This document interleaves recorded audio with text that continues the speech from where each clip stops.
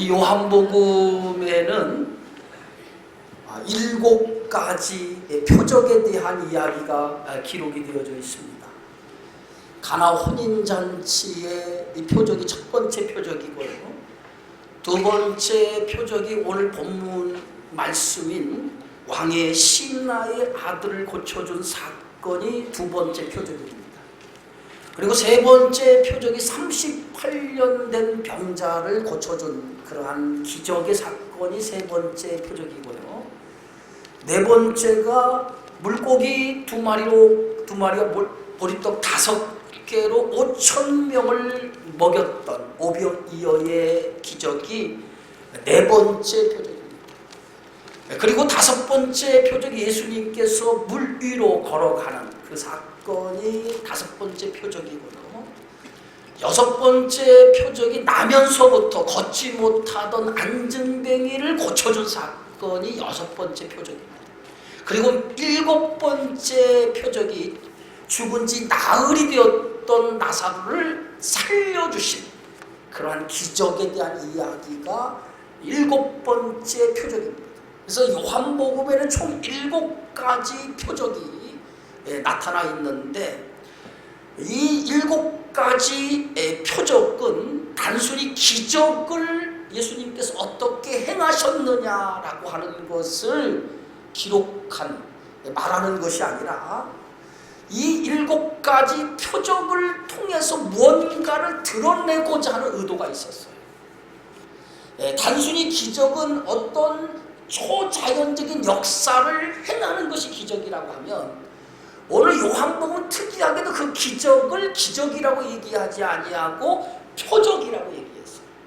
그것은 요한이라고 하는 이 기자가 표적이라고 얘기한 것은 기적을 얘기하고자 하는 것이 아니라 이 기적의 사건을 통해서 뭔가를 드러내고자 했다는 거예요. 그 뭔가를 드러내고자 하는 것이 뭐냐? 그것은 바로 예수 그리스도가 누구이냐라고 하는 것을 드러내고자 하는 것이 오늘 7가지 표적을 통해서 우리에게 보여주는 그러한 요한의 의도였다라고 하는 사실을 우리가 말씀을 통해서 깨닫게 되어집니다. 첫 번째 표적은 어디서 일어났습니까? 갈릴리 가나에서 첫 번째 표적이 일어났는데 혼인잔치의 청함을 받았던 예수님.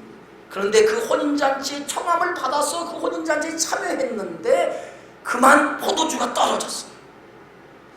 그 포도주가 떨어졌다고 하는 사실을 예수의 어머니가 예수님께 알려줘요. 그래서 예수님께서는 내 때가 아직 이르지 아니했다라고 얘기하지만은 그러나 예수님은 그 포도주가 떨어진 사실에 대해서 종들에게 저 두세 통 드는 항아리 6에다 물을 채우라고 명령을 하고 그 물을 떠다가 그 연회장에 갖다 주라고 말씀을 하죠. 그래서 하인들이 예수님이 시키는 대로 물을 채워서 물을 떠다가 연회장에 갖다 주었더니 연회장에 그 하인들이 떠온 물을 마셨는데 그가 어쩜 그렇게 좋은 포도주를 우리에게 주었느냐라고 칭찬을 하게 되어지죠. 떠온 것은 물이었는데 물이 변하여 포도주가 되었다는 거죠. 그 포도주를 통해서 뭡니까? 예수님은 자신이 누구인가 라고 하는 것을 드러내고 그리고 하나님의 영광을 나타내시고 그 포도주 사건을 통해서 제자들이 예수님을 믿게 되어졌다라고 말하고 있습니다. 오늘은 두 번째 표적에 대한 이야기죠. 왕의 신하의 아들을 고쳐준 사건입니다.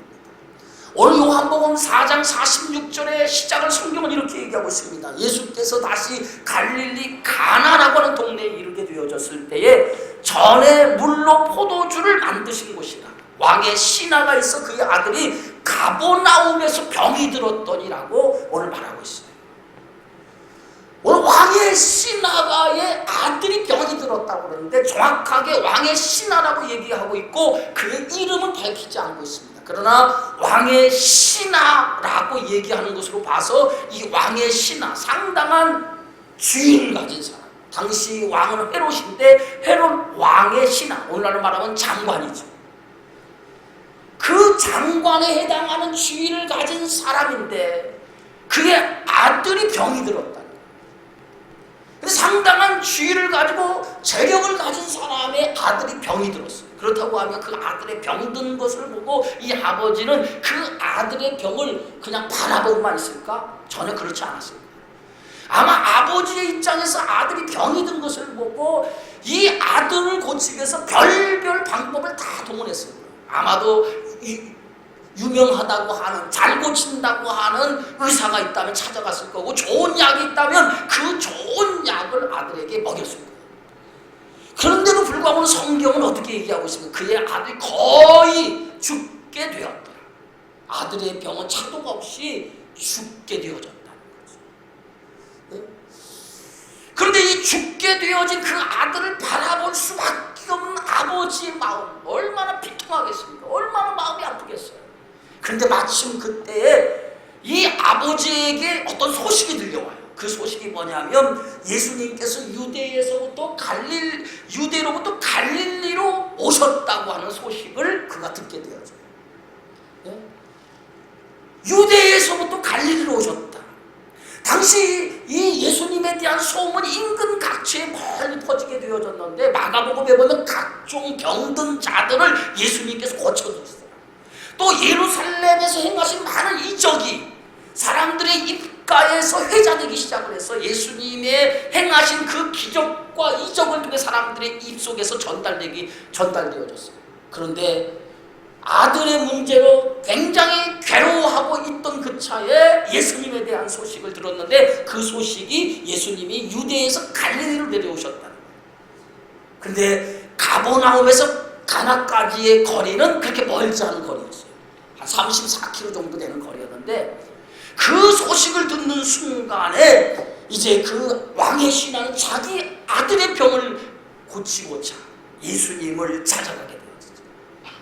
그래서 예수님을 찾아가서 그 왕의 신하가 예수님께 뭐라고 얘기하냐면, 내려오셔서 내 청하대 내려오셔서 내 아들의 병을 고쳐주셔서 그가 거의 죽게 되었습니다 라고 얘기했어요.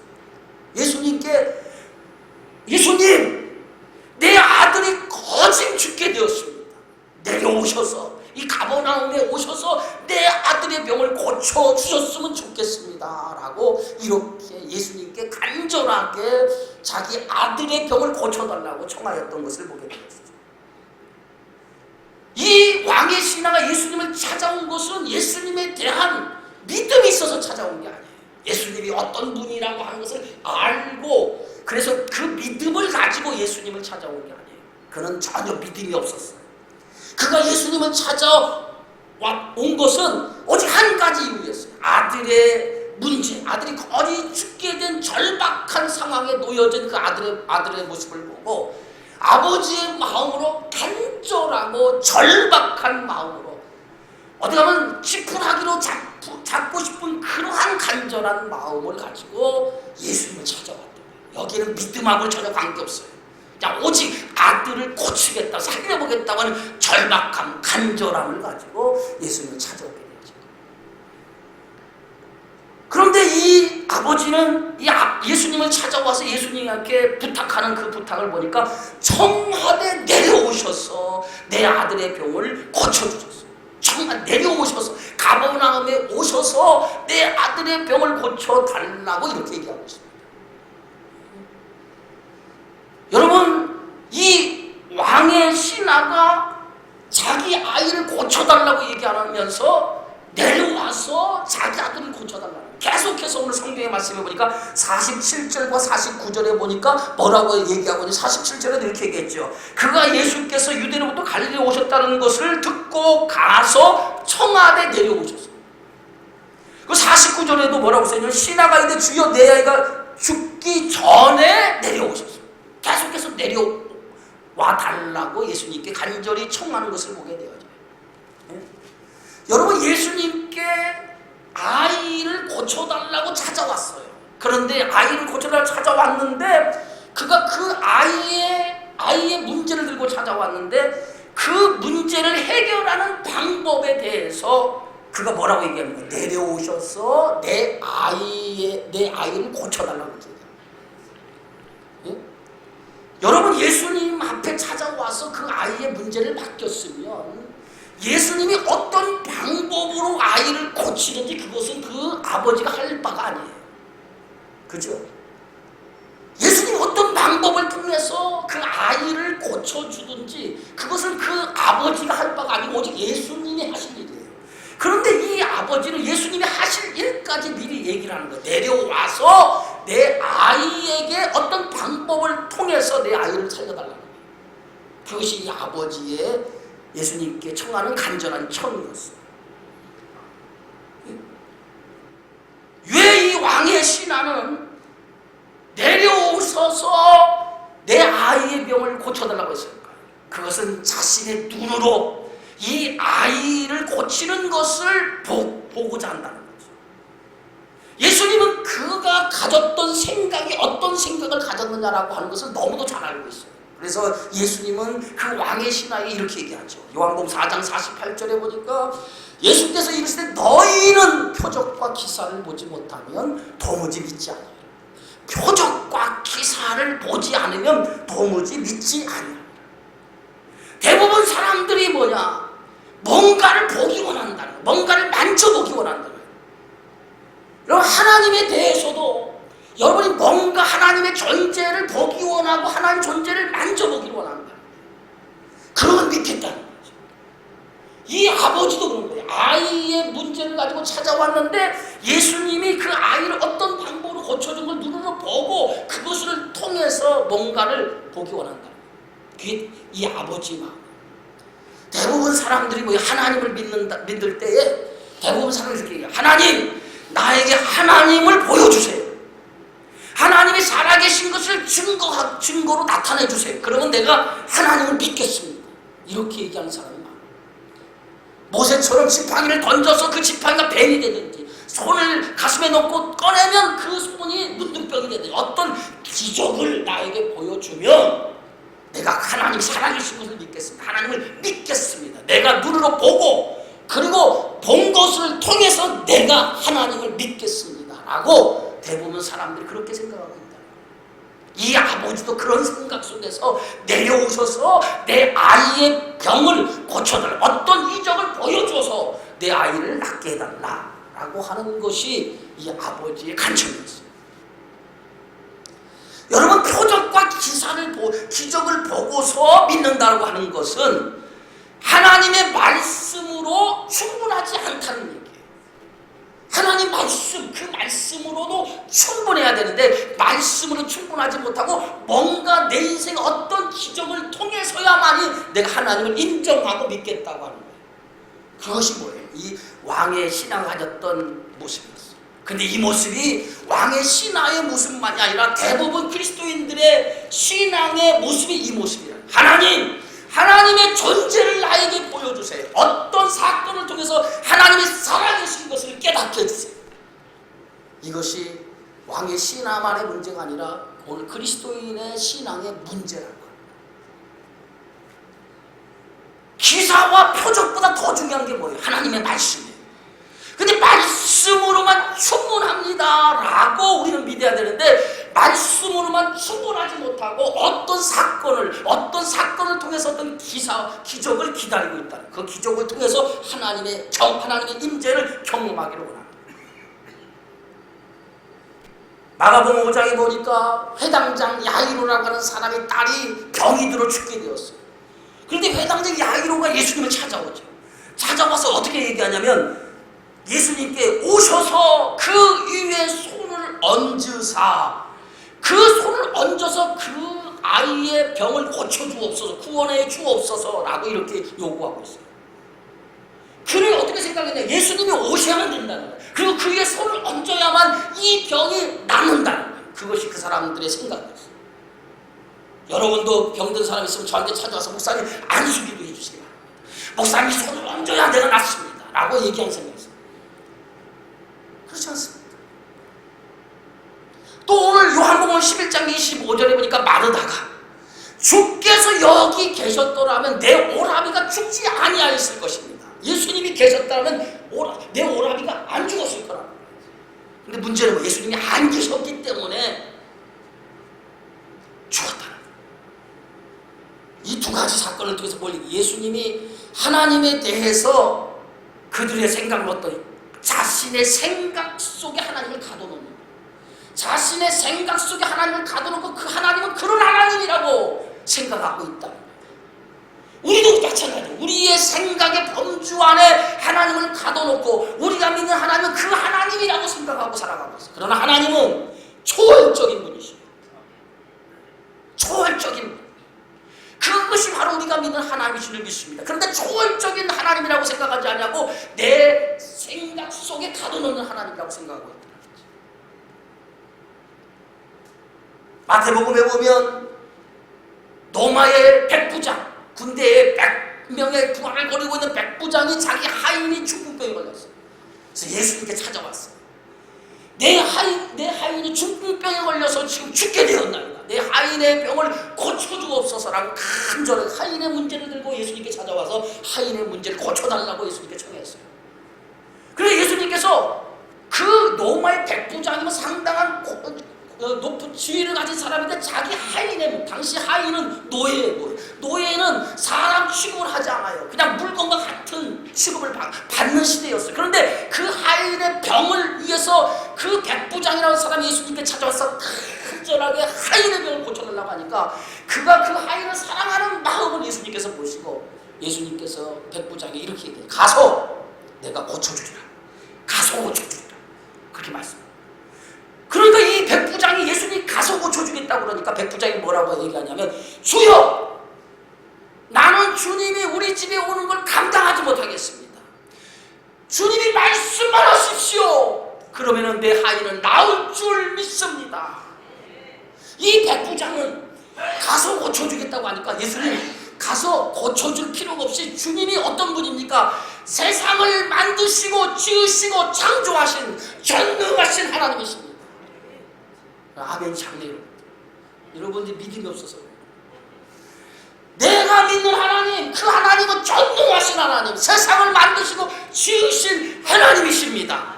그게 백부장의 믿음이었어요. 그래서 말씀만 하옵소서 내 하인이 낫겠나이다. 예수님도 깜짝 놀랐어요. 유대인들도 그런 믿음이 없었는데 이방인인 백부장이 그런 믿음을 가지고 얼마나 깜짝 놀랐는지 예수님께서 그 백부장의 믿음을 향해서 이스라엘 중에 아무에게서 이만한 믿음을 내가 보지 못해. 그 이방인을 예수님이 칭찬하는 모습을 보게 되어지죠. 뭔가 어떤 이적을 봐야만이 믿겠다라고 생각하는 사람들, 뭔가 하나님의 살아계신 역사를 내가 봐야만 믿겠다고 생각하는 사람들, 그게 바로 오늘날 그리스도입니다. 뭔가 내 삶에 하나님의 역사가 내 삶 가운데 나타나게 돼요. 교통사고가 나서 다리가 부러지는 가운데 하나님이 기적적으로 그 가운데 건져주는 것을 여러분 그런 생각하지 마세요. 표적을 보고 표적보다 더 중요한 것이 뭐냐? 오늘 살아계신 생명의 하나님의 말씀을 그대로 믿는 신앙만큼 더 중요한 것이 없다고 하는 사실을 여러분 깨닫기를 주의 이름으로 축원합니다. 예수님이 십자가에 달려 죽으셨어요. 그리고 사흘 만에 부활하셨어요. 제자들은 예수님 부활하신 줄을 모르고 예수님 공생기간 제자들이 내가 순환을 나가고 죽고 난 다음에 부활할 것이다, 살아날 것이다 얘기했어요. 그런데 제자들은 아무도 예수님이 살아날 것에 대한 이 말씀을 믿지 못한 거예요. 어떻게 사람이 죽었다가 살아나? 믿지를 못했어요. 그래서 저들은 두려워서 예수님 죽고 난 다음에 자신들도 같은 일당이라고 여겨 붙잡혀 갈까 두려워 제자들이 한 곳에 모여 문을 굳게 닫고 그들이 모여 있었어요. 그런데 부활하신 예수님께서 그들의 문을 굳게 닫은 문을 뚫고 들어가서 예수님이 부활하신 예수님이 제자들이 나타났어요. 제자들이 부활하신 예수님한테 깜짝 놀랐어요. 그런데 예수님이 너희에게 평강이 있을지어다라고 말씀하셨어요. 그래서 제자들은 그분이 예수님인지 몰랐어요. 근데 예수님께서 그 제자들에게 이렇게 말씀합니다. 옆구리를 보여주고 손을 보여주면서 너희가 한번 만져봐라. 제자들로 하여금 직접 십자가에서 손에 못이 박히고 옆구리에 창이 찔렸던 흔적을 제자들에게 보여주고 제자들에게 만지게 함으로 인해서 제자들로 하여금 예수님이 부활하신 것을 알게 했어요. 그런데 제자들이 예수님의 손과 옆구리를 만져보더니 그제서야 예수님이 살아나신 것을 보고 기뻐했어요. 얼마 후에 그 제자 가운데 하나인 도마에게 제자들이 예수님이 살아나셔서 정말 예수님이 살아있을 때 우리에게 말씀한 것처럼 예수님이 죽었는지 알았는데 예수님이 살아나셨어, 부활하셨어 라고 도마에게 제자들이 얘기했어요. 근데 도마가 뭐라고 얘기하냐면 무슨 소리야, 사람이 어떻게 죽었다가 살아날 수 있어, 믿지 않았어. 나는 내 눈으로 직접 확인하기 전에는, 내 눈으로 직접 보기 전에는 나는 믿지 않아. 이것이 도마가 제자들이 고백한 거였어요. 그런데 그 후에 얼마 지났어요. 얼마 지났는데 제자들이 모여있는 자리에 도마도 함께 모여있었는데 그때 또 부활하신 예수님이 부활의 몸을 입고 그 제자들 가운데 나타났어요.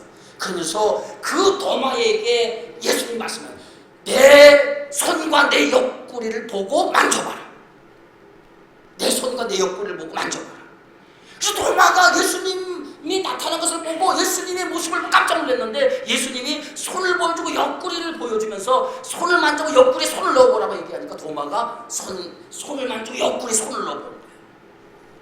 그러면서 예수님께서 뭐라고 얘기하냐면 내 손과 내 옆구리를 보고 믿음 없는 자가 되지 말고 믿는 자가 되라. 그래서 도마가 만져봤어요. 만져보고 나서 도마가 이렇게 고백하죠. 나의 주님이시요 나의 하나님이시오 라고 고백해요. 만져보고 나서야, 보고 나서야 예수님이 부활하신 것을 믿었어요. 전에 예수님이 말씀하셨는데 그 말씀은 믿지 못하고 보고서 믿은 거예요. 보고서. 그 예수님은 도마의 고백을 들은 후에 이렇게 얘기하죠. 요한복음 20장 29절에 너는 나를 본고로 믿느냐, 이제후로는 보지 못하고 믿는 자들이 복되도다. 보고 믿느냐? 보지 않고 믿는 자들이 복이 있다라고 말씀합니다. 모든 믿음의 근거는 여러분 보아서 믿는 믿음이 되어서는 안 돼요. 보아서 믿는 믿음이 아니라 하나님의 말씀을 믿고 믿는 믿음이 되어야 돼요. 그 진짜 신앙인 줄 믿으시기 바랍니다. 기사와 표적의 근거로 믿는 이 믿음은 기사와 표적이 사라지면 믿지 못해요. 그러나 말씀이 근거된 믿음을 가지고 살아가는 사람은 절대로 흔들리지 아니하는 신앙을 갖게 되어지는 줄 믿습니다. 그래서 오늘 성경의 말씀에 보니까 오늘 요한복음 4장 40절에 이렇게 얘기하죠. 신하가 이르되 주여 내 아이가 죽기 전에 내려오소서. 계속해서 이 신하는 죽기 전에 내려와서 내 눈으로 아이의 병을 고치는 것을 보기 원한다는 거죠. 이 왕의 신하는 자기의 무지함을 계속해서 드러내고 있어요. 이 무지는 뭡니까? 아직 믿음의 눈이 열려지지 않아요. 예수님이 누구인지를 모르기 때문에 계속해서 무지를 드러내고 있는 거예요. 그런데 예수님은 그 무지한 모습 속에 계속해서 청하고 있는 그 왕의 신하의 청을 예수님은 외면하지 아니하시고 들어주셔요. 요한복음 4장 50절에 오늘 본문의 말씀을 보니까 예수께서 이르시되 가라 내 아들이 살아있다 라고 말씀합니다. 예수님은 그의 무지한 모습이 있었지만 그러나 큰 아들을 살리고자 하는 그 간절함을 가지고 있는 아버지의 마음을 보시고 그를 외면하지 않으시고 그리고 그의 소원을 들어주시고 여러분 이것이 우리가 믿는 하나님. 하나님은 자기를 찾는 영혼을 외면하지 않으시고 그의 간절함과 진실한 마음을 보시고 주님은 그의 간절함 속에 응답하십니다. 왕의 믿음이 아들을 살린 것이 아니에요. 왕의 믿음이 아들을 살린 것이 아니라 그의 간절함과 절박함을 예수님이 보시고 그를 살려줍니다. 우리의 구원이 어떻게 출발되었습니까? 오늘 성경의 말씀입니까? 이스라엘 백성들을 구원할 때 예수님께서 하나님과 어떻게 구원하시죠? 출애굽기 3장 7절에 여호와께서 이르시되 내가 애굽에 있는 내 백성의 고통을 내가 분명히 보고 그들의 감독자로 말미암아 부르짖음을 듣고 그 근심을 알고 세 가지를 얘기하고 있죠. 내가 보고 듣고 알고 이것이 구원의 출발이었어요. 이것이 애굽에 있는 이스라엘 백성을 구원하는 하나님의 구원의 출발점이었어요. 은혜의 시작은 주님이 나를 긍휼히 여겨 주심으로부터 은혜가 출발되어집니다. 나를 불쌍히 여겨 주심으로부터 하나님의 은혜가 시작됩니다. 구원은 하나님께서 죄된 인간을 구원하시기 위해서 우리를 불쌍히 여겨주셔서 하나님 그 불쌍히 여겨주심으로부터 하나님의 구원이 시작됩니다. 그래서 우리를 죄 가운데 하나님의 은혜로 우리를 구원해 주시는 줄 믿습니다. 우리가 어떤 은혜를 받을 만한 자격이 있어서 우리를 구원해 준 게 아니에요. 우리를 불쌍히 여겨주셨기 때문에 하나님 긍휼히 여겨주셨기, 우리를 불쌍히 긍휼히 여겨주셨기 때문에 구원이 시작된 거예요. 그것이 뭡니까? 하나님의 사랑, 헤세드라고 성경은 얘기하고 있어요. 하나님의 사랑이, 하나님이 세상을 이처럼 사랑하사 독생자를 주셨으니 이는 그를 믿는 자마다 멸망치 않고 영생을 얻게 하려 하심이라. 요한복음 3장 16절에 요한은 그렇게 얘기하고 있습니다. 하나님 우리를 사랑하셨기 때문에 하나님의 구원이 시작됐다고 성경은 말하고 있습니다. 오늘 왕의 신하의 아들을 고쳐준 사건도 긍휼히 여겨주신 것에서부터 바로 이 왕의 신하의 아들의 병을 고쳐준 거예요. 그래서 예수님은 그를 불쌍히 여기셔서 이렇게 명령하죠. 그 사람이 가라, 내 아들이 살아있다라고 예수님 말씀하셨어요. 그런데 오늘 성경 말씀해 보니까 요한복음 4장 50절에 성경은 이렇게 얘기하고 있습니다. 그 사람이 예수께서 하신 말씀을 이제는 뭐예요? 믿고 가더니. 굉장히 중요한 말씀이 기록되어 있어요. 처음에는 그의 간절함과 그의 절박함의 문제를 가지고 예수님께 찾아와 아이의 병을 고치겠다는 일념으로 믿음은 관계없이 그 절박함과 간절함으로 예수님을 찾아오는 거예요. 그런데 그가 예수님과의 대화 속에서 그가 어떤 믿음이 생겼냐면 예수가 누구인 걸 점점 깨닫기 시작합니다. 영안의 눈이 열려집니다. 믿음은 들음에서 나고 들음은 하나님의 말씀으로 말미암느니라. 믿음이 어떻게 생겨요? 믿음은 하나님의 말씀을 듣는 가운데 믿음이 생겨지는 거예요. 처음에 이 사람은 예수님을 만났는데 이 사람이 하나님이신지 하나님의 아들인지 몰랐어요. 전능하신 분인지 몰랐어요. 그런데 예수님과 자꾸 예수님의 대화를 통해서 말씀을 듣는 가운데 점점적으로 이 눈이 열려지기 시작합니다. 그러면서 그의 마음속에 믿음이 생겨지기 시작하는데 그 믿음은 예수가 하나님의 아들이심을 마음속에 믿어지는 믿음이 생겨지는 줄 믿으시기를 축원합니다. 믿음이 없다고요? 믿음이 없습니다. 믿음이 없는 이유는 단 한 가지, 하나님의 말씀을 듣지 않기 때문에 믿음이 생기지 않습니다. 말씀을 듣는 순간에 내 눈이 열려지기 시작합니다.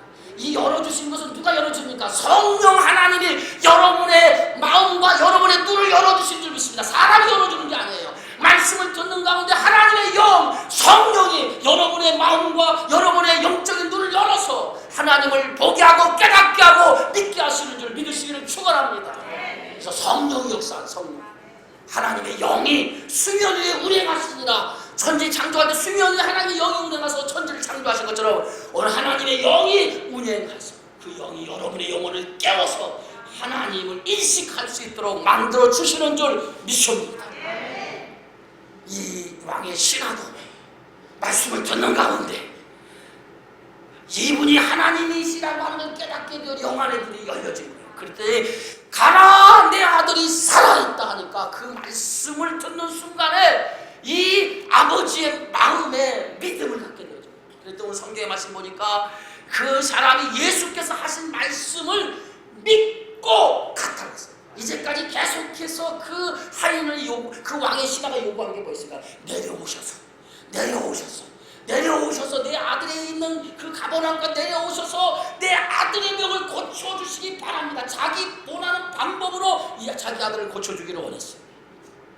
그런데 예수님은 그 왕의 신하가 원하는 방법으로 그를 고쳐준 것이 아니라 예수님은 말씀하신 거예요. 가라, 내 아들이 살아있다. 할렐루야. 인간의 방법이 아니라 하나님의 방법으로 그를 고쳐줍니다. 그랬더니 그가 그걸 믿었다는 거예요. 말씀을 믿었다는 거예요. 말씀을 믿고 갔다는 거예요. 네?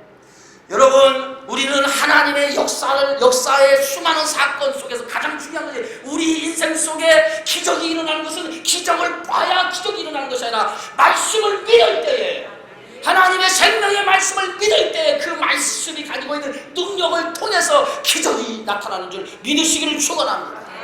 말씀을 믿어야, 말씀을 믿으면 그 생명의 말씀이 살아 움직여 말씀의 역사가 나타나게 되어지는 줄 믿으시기를 축원합니다. 첫 번째 가나 혼잔치의 기적이 어떻게 이루어졌습니까?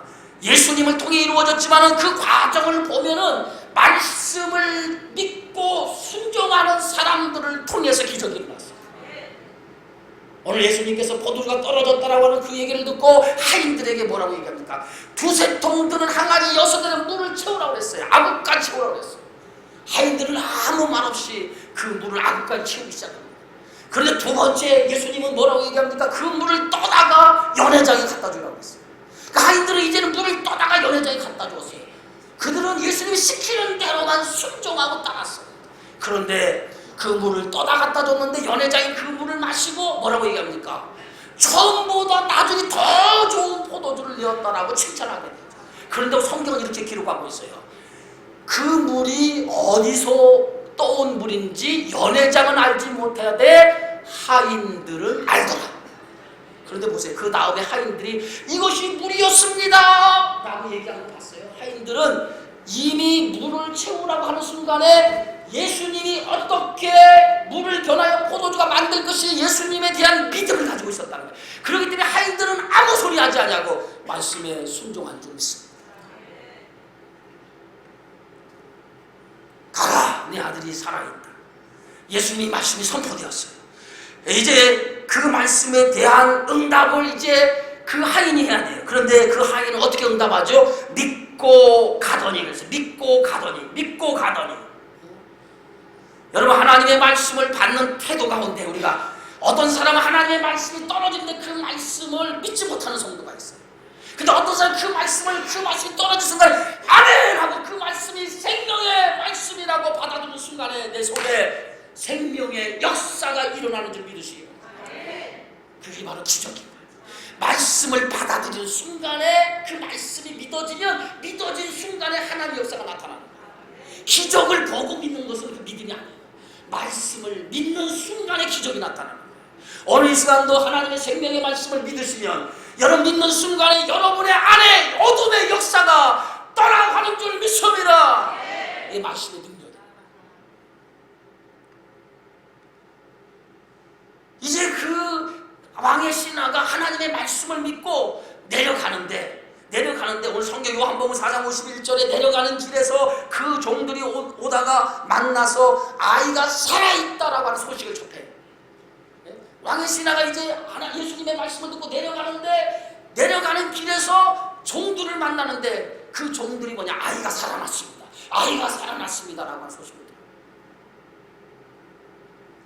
그럴 때 그 하인이 물어요. 그 낳기 시작한 때가 언제냐고 물어요. 그랬더니 그 낳기 시작한 때를 물으니까 그 하인들이 대답하기를 어제 7시에 열기가 떨어졌습니다 라고 얘기해요. 어제 7시에 열기가 떨어졌다라고 얘기해요. 어제 7시. 어제 7시가 언제입니까? 정확하게 예수님이 가라, 내 아들이 살아났다라고 말씀하신 그 시간이 있어요. 그런데 그 시간에 정확하게 아이의 거의 죽게 된 아이의 열이 떨어져서 이 아이가 살아났다. 근데 그게 언제라고 그랬어요? 오늘 성경에 언제요? 그 낳기를 시작한 때를 물은 즉 언제라고요? 언제? 어제 7시. 잘 우리가 놓치고 지나가는 대목이 여기에요. 가버나움에서 가나까지의 거리는 4시간 정도밖에 걸리지 않아요. 4시간. 그러면은 이 아이, 자기 아이가 병들어 죽게 된 절박한 상황에서 아이의 병을 고치고자 예수님께 왔는데 내려오셔서 내 아이를 고쳐다 간절히 청하했는데 그 청한 속에서 예수님이 가라, 내 아들이 살아있다라고 말씀하시는데 이 말씀을 믿고 가는데 이 아버지는 그 예수님의 말씀을 믿고 갈 때 어떤 마음이 들었을까? 빨리 가서 예수님의 말씀이 진짜인지 가짜인지 확인해보자. 그렇죠? 그게 우리들의 모습이라는 거예요. 저와 여러분의 모습. 하나님의 말씀 진짜인지 가짜인지 확인해보자라고 하는 게 뭡니까? 반신반의하다는 거죠. 정말 이 말씀을 믿어야 될지 믿지 않을지 내 눈으로 확인해 보고 믿겠다는 거죠. 할렐루야. 뭐 아멘이야, 아멘. 그것이 우리들의 믿음이야. 뭔가 확인해 보고 확인되어지면 믿는 거야.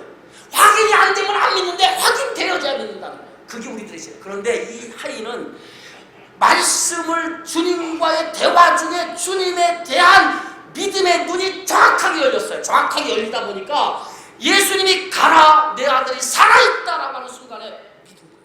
믿었는데 어떻게 돼요? 온전히 믿었어요. 그래서 하루가 걸렸다고 하는 얘기는 뭐냐? 이제 네 아들은 살아있으니까 내가 아이가 살아나고 확인할 필요가 없다.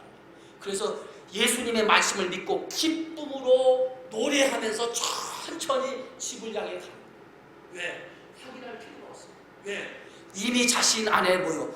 예수가 생명의 주님인 걸 깨닫고 그 생명의 주님이 명령하셨으니 그 주님이 내 아들이 살아있다 하면 이미 사는 줄 믿었기 때문에 확인할 필요가 없는 거예요. 이게 진짜 믿음 아니겠어요? 말씀을 받았으면 이 말씀이 정말 이루어질까? 여러분 그건 반신반의한 믿음을 가지고서는 하나님의 역사가 일어나죠. 믿어야 돼. 너는 나를 본고로 믿느냐? 보지 않고 믿는 자가 복이 있도다. 이 왕의 신하의 믿음은 어떤 믿음입니까? 확인하지 않고 그저 하나님의 말씀하시면 말씀으로만 충분합니다. 하나님 말씀하옵소서 그 말씀으로만 충분합니다. 나는 그 말씀을 믿습니다. 이게 왕의 신하의 믿음이었다고 합니다.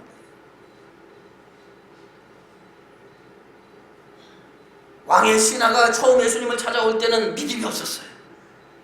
절박함과 간절함을 가지고 찾아왔어요. 그러나 그 절박 간절함 속에서 주님과의 대화를 통해서 눈이 열려지고 그 눈이 열려짐을 통해서 믿음이 생겨지고 그 믿음이 생겨졌는데 그 믿음이 온전한 믿음으로 세워진 거예요.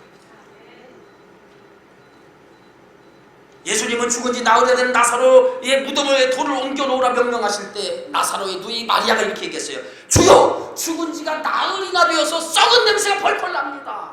이렇게 얘기해요. 그래서 예수님께서 내 말을 내가 믿으면 내 말을 내가 믿으면 내 말을 내가 믿으면 내 말을 내가 믿으면 하나님의 영광을 보리라 하지 아니하니 내 말을 내가 믿으면 하나님의 영광을 보리라. 아멘. 하나님의 말씀을 믿으면 하나님의 영광을 보리라. 왕의 신하는 믿음으로 아이가 살아났다라고 하는 말씀을 믿음으로 하나님의 영광을 보게 되었죠. 그 아이가 살아나는 것을 눈으로 보지 못했지만은 나중에 아이가 살아났다는 하나님의 영광을 보게 되었죠. 요한복음 4장 53장에 오늘 성경의 결론을 이렇게 맺고 있습니다. 그의 아버지가 예수께서 내 아들이 살아있다 하신 말씀하신 그때인 줄 알고 자기와 그 온 집안이 믿으리라. 믿음의 시작이 뭐예요? 아이가 살아나서 믿은 거예요? 예수님의 말씀을 믿고 믿은 거예요. 기적을 보고 믿은 게 아니에요. 기적을 보고 믿은 게 아니라 예수님의 말씀을 믿고 믿었더니 그 믿음이 아이가 살아난 거예요. 그리고 그 믿음으로 말씀을 믿음으로 온 가족이 다 믿은 거예요. 오늘 요한복음 시작을 하면서 요한복음 1장 1절을 어떻게 시작하고 있습니까? 태초에 말씀이 계시니라. 이 말씀이 하나님과 함께 계셨으니 이 말씀은 곧 하나님이시니라. 그런데 보세요. 14절에 뭐라고? 1장 14절에 말씀이 육신이 되어 우리 가운데 거하시네. 우리가 그의 영광을 보니 아버지 독생자의 영광이요 은혜와 진리가 충만합니다. 예수님이 누구예요? 말씀이에요. 태초에 천지를 창조하실 때 빛이 있으라 하실 때 그 빛이 있으라 명령하신 그 말씀 한마디로 빛이 생깁니다. 그 빛이 있으라 명령하신 그 말씀에 신 하나님 예수님이 육신이 되어 인간의 몸을 입고 오셨는데 그분이 오늘 말씀하시는 거예요. 어떻게? 가라! 내 아들이 살아있다. 누가 말씀하신 거예요? 하나님이 말씀하신 거예요. 하나님이 말씀하신 거예요. 그걸 누가 믿었어요? 왕의 신하가 믿은 거예요. 이 말씀은 하나님이 말씀하신 거예요. 빛이 있으라 하실 때 이 빛으로 말씀을 창조하신 하나님이 오늘 이 성경을 말씀하신 거예요. 말씀하신 걸 누가 믿었어요?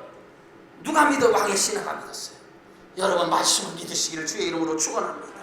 예수님은 살아계신 하나님이에요.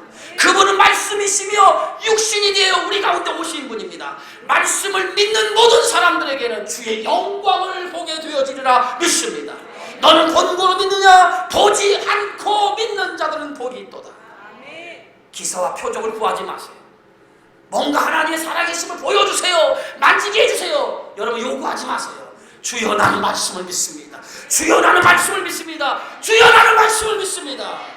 믿을 때에 하나님 영광이 여러분 안에 나타나리라 믿습니다. 이런 믿음의 성도가 되어지기를 주의 이름으로 축원합니다. 축원합니다. 생명의 주님 감사합니다. 오늘도 하나님 살아계신 하나님의 말씀을 들음을 통해서 오늘 하나님의 살아계심을 말씀 속에 아버지 경험하게 하여 주시니 감사합니다. 어떤 기적이나 표적을 보고 하나님의 살아계심을 깨닫는 성도가 아니라 기적이 없어도 하나님 말씀을 나는 믿습니다 라고 할 때 그 말씀을 통해 하나님의 영광을 보는 믿음의 종들이 다 되어지게 하여 주옵소서. 예수님의 이름으로 기도하옵나이다. 아멘.